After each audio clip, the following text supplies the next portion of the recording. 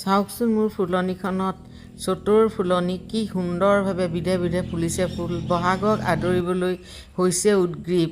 প্ৰতিপা ফুলেই যেন মনোমোহা হৈ নিজক সজাই পৰাই লৈছে বহাগৰ বাবেই। ময়ো চাই বৰ মুগ্ধ হৈছোঁ। নিশ্চয় আপোনালোকেও এই ফুলৰ ৰঙত মুগ্ধ হ'ব। এই ফুলবোৰ যেতিয়াই ফুলে প্ৰতিজোপা ফুলেই মোক উদ্গ্ৰীৱ কৰি তোলে আপোনালোকৰ লগত শ্বেয়াৰ কৰিবলৈ ইয়াৰ ৰং সুবাসৰ বিষয়ে ক'বলৈ বিভিন্নটা কথা। ভাষা মোৰ থমকি ৰয়। ইমান সুন্দৰ ফুলবোৰৰ আবিৰেই চামনে লহৰেই চাম। মৃদু মধু সমীৰণত ফুলবোৰে যেতিয়া নাচি উঠে মোৰ মন মতলীয়া হয়। ঠিক মোৰ দৰে নিশ্চয় আপোনালোকেও এই ফুলবোৰ যেতিয়া চায় ইয়াতেই নহয় বিভিন্ন ঠাইত বিভিন্ন পৰিৱেশত বিভিন্ন ঋতুত ফুলা ফুলৰ ভাষাহীন শব্দত বৰ্ণনা কৰিবলৈ মুকবধী হৈ পৰোঁ।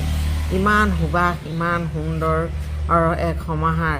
আৰু এতিয়াতো চতৰ ফুলনি চাওকচোন বহাগক আদৰাৰ বাবে ফুলবোৰ কিদৰে মতলীয়া হৈ ফুলিছে। প্ৰতিপা ফুলেই প্ৰতিপা ৰং বৰণ সলাইছে।